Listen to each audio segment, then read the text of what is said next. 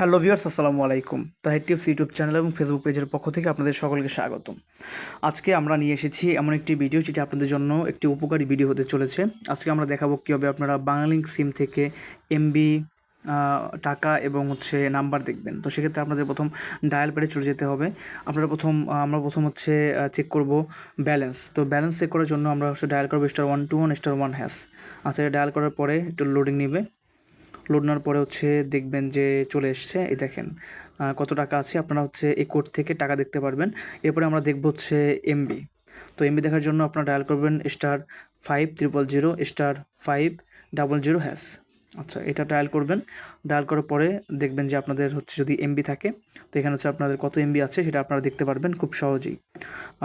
এরপরে আমরা যেটা দেখব সেটা আপনারা কীভাবে আপনাদের বাংলালিংক সিম থেকে নাম্বার বের করবেন। তো সেক্ষেত্রে আপনারা ডায়াল করবেন *511#। এটা ডায়াল করার পরে আপনারা দেখবেন যে আপনাদের যে নাম্বারটি সেটা আপনারা দেখতে পারবেন।